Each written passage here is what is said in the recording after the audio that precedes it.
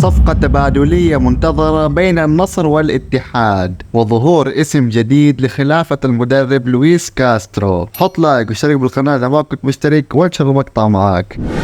طلب المدافع عبد الاله العمري الانتقال من النصر بسبب استبعاده المتكرر عن المباريات الماضية. قد تكون هناك صفقة تبادلية بين النصر والاتحاد. إدارة الناديين يعملان الآن على صفقة تبادلية مهمة، بحيث ينتقل اللاعب عبد الاله العمري إلى الاتحاد على أن ينتقل معاذ فقيهي إلى النادي العالمي.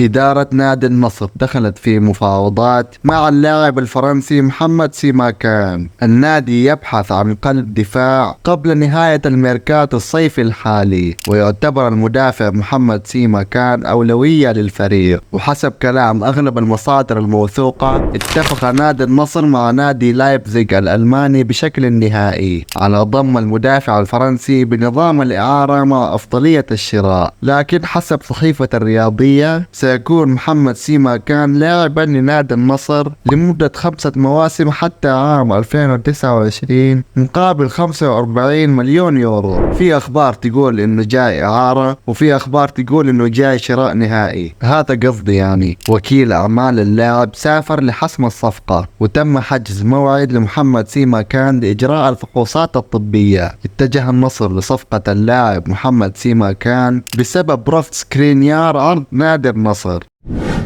كشفت تقارير صحفية عن رغبة نادي غالاتاسراي التركي في التعاقد مع نجم الفريق أوتافيو مونتيرو خلال الميركاتو الصيفي الحالي. تتجه إدارة نادي النصر إلى الاتفاق مع اللاعب سامي النجعي لإسقاط اسمه من كشوفات الموسم الجاري وإعادة قيد اسمه في الصيف القادم. طلعت إشاعات في الفترة الماضية تقول إنه مدرب المنتخب السعودي السابق هيرفي رينارد سيكون المدرب القادم لنادي النصر. وسألوا هيرفي رينارد في مقابلة: هل ستدرب النصر؟ رد على السؤال وقال: لا أستطيع الكشف عن ذلك، ولكنني مدرب حر. يعني نفهم من كلامه إنه في احتمالية إنه يجي يدرب النصر. اكتب رأيك في التعليقات. هل تؤيد قدوم هيرفي رينارد لتدريب الفريق؟ دحين عندنا أخبار سريعة. ضمك يريد مشار النمر من النصر بنظام الإعارة. حسب برنامج رياض سكوب، من المحتمل رفع القيود ومشاركة الأجانب 10 بشكل أساسي مع الأندية خلال هذا الموسم. نادي العين الإماراتي يجدد عقد سفيان رفيق.